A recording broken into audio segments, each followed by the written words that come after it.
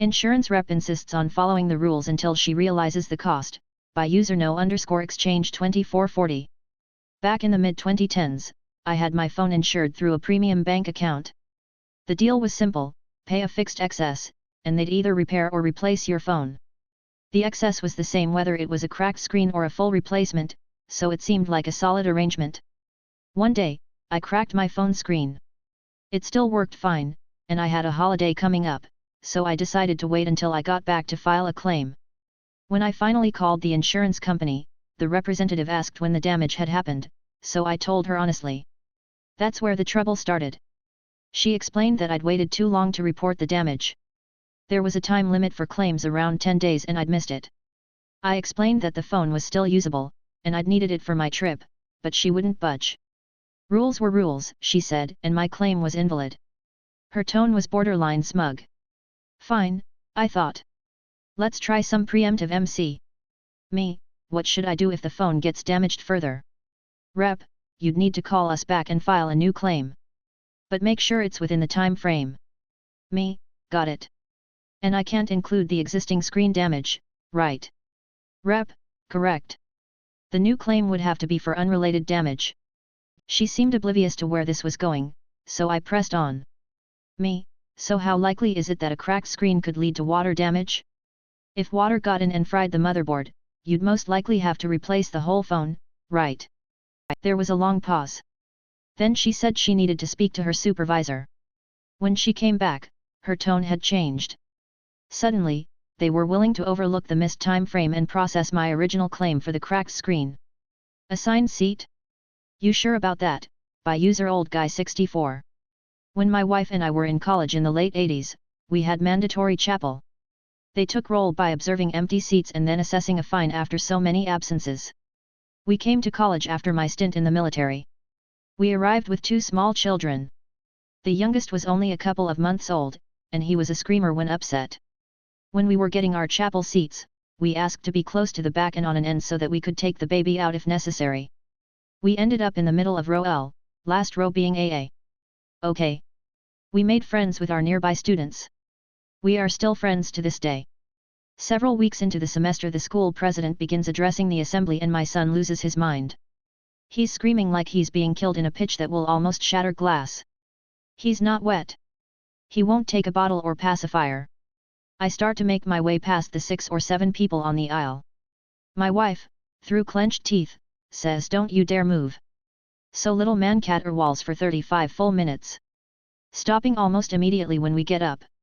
After chapel, we gather in the student union to get lunch, and regroup before our next classes. Here comes the dean of students.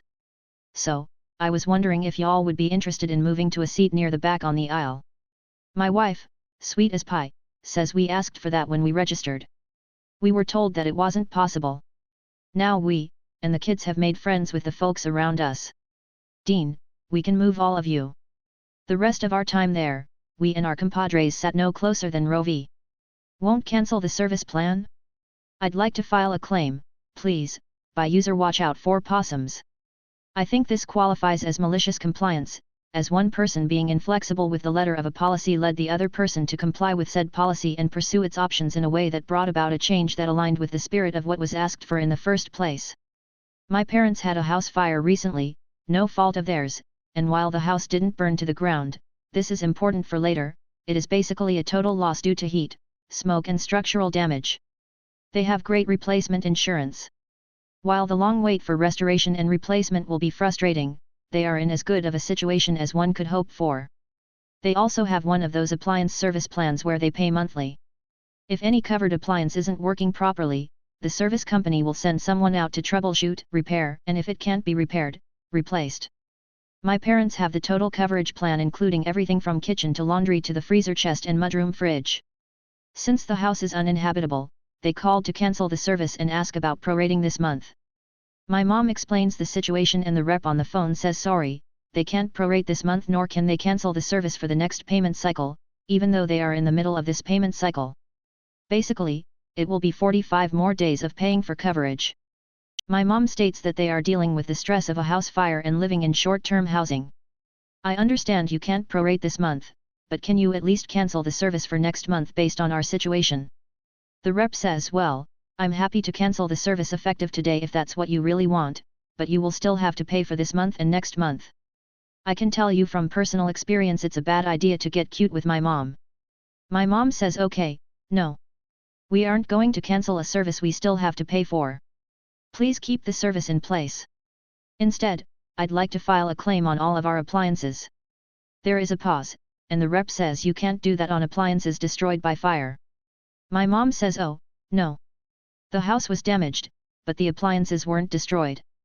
Since this plan is effective through next month, please start a claim to send a service rep out to the house for all of our covered appliances and do any repairs or replacements as needed.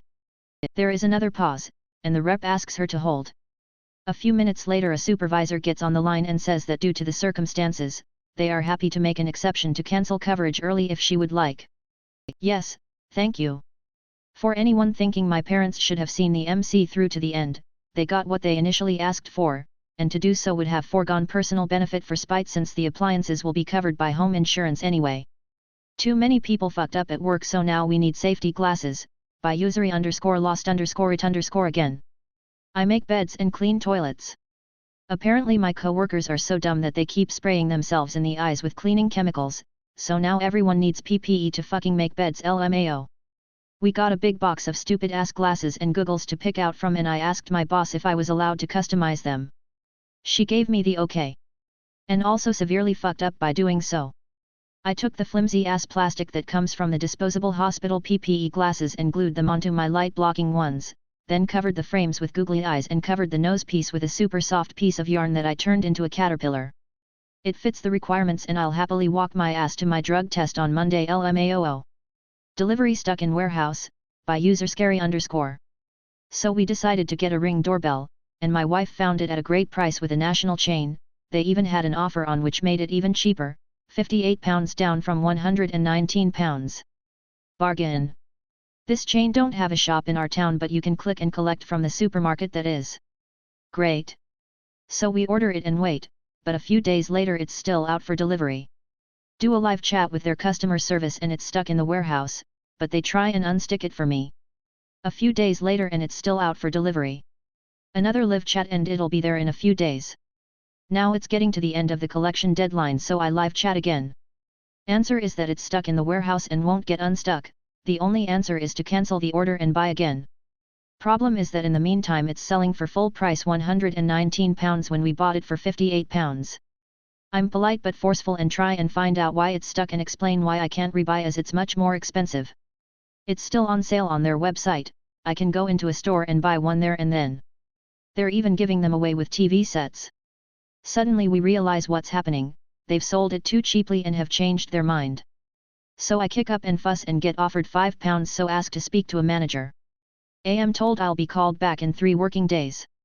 A manager calls me back 5 minutes later, offers me a voucher for £62, the difference in value between what I paid and what it's on sale for.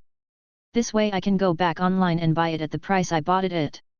Yeah, of course I'm going to do that. So I wait a few weeks till they're doing their Black Friday deals, it's on sale for £61. We've now a £2.99 Ring doorbell.